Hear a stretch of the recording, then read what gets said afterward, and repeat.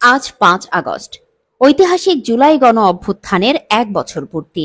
রাজধানী ঢাকায় সকাল থেকেই শুরু হয়েছে উৎসব, সাংস্কৃতিক অনুষ্ঠান ও জুলাই ঘোষণাপত্র পাঠের কর্মসূচি। সংস্কৃতি বিষয়ক মন্ত্রণালয় এবং অন্তর্বর্তী সরকারের প্রধান উপদেষ্টা অধ্যাপক মোহাম্মদ ইউনূস এই কর্মসূচির মুখ্য অতিথি। কিন্তু ঠিক এমন এক দিনে জাতীয় নাগরিক পার্টি এনসিপির ৫ শীর্ষ নেতা হঠাৎ করে কক্সবাজারে এসে পৌঁছান। বেলা 11:30টার দিকে ঢাকা থেকে বাংলাদেশ বিমানের একটি ফ্লাইটে তারা কক্সবাজার বিমানবন্দরে অবতরণ করেন। তারা হলেন মুখ্য সমন্বয়ক নাসিরউদ্দিন পাটোয়ারী, উত্তরাঞ্চলের মুখ্য সংগঠক সার্জিস আলম, দক্ষিণাঞ্চলের মুখ্য সংগঠক হাসনাত আব্দুল্লাহ, জ্যেষ্ঠ যুগ্ম সদস্য সচিব তাসনিম জারা এবং তার স্বামী এনসিপির যুগ্ম আহ্বায়ক খালেদ সাইফুল্লাহ।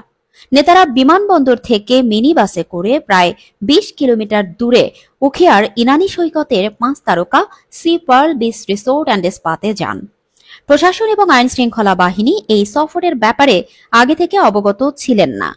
রাজনৈতিক মহলে গুঞ্জন ছড়িয়ে পড়ে যে সাবেক মার্কিন রাষ্ট্রদূত পিটার হাসের সঙ্গে এনসিপির এই নেতাদের বৈঠক হতে পারে।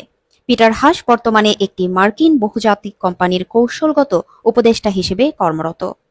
যদিও এনসিপি নেতা নাসিরউদ্দিন পাটোয়ারী এবং হোটেলের নিরাপত্তা কর্মকর্তা এই গুঞ্জন উড়িয়ে দিয়েছেন এবং বলেছেন তারা কক্সবাজার ঘুরতে এসেছেন। তবে বিএনপির কক্সবাজার জেলা সভাপতি শাহজাহান চৌধুরী এমন সময়ে এনসিপির নেতাদের হঠাৎ কক্সবাজার যাওয়া নানা প্রশ্নের জন্ম দিয়েছে। বিশেষ করে পিটার হাসের সঙ্গে বৈঠকের গুঞ্জন মানুষকে আরও কৌতূহল বর্ধিত করেছে। ৩৬ জুলাই উদযাপন শীর্ষক অনুষ্ঠানে জমকালো আয়োজন চলছে। এখানে জুলাই গণ অভ্যুত্থানের ইতিহাস তুলে ধরা হচ্ছে এবং আগামী দিনের রাজনৈতিক সংকট ও সম্ভাবনার দিকে তাকানো হচ্ছে।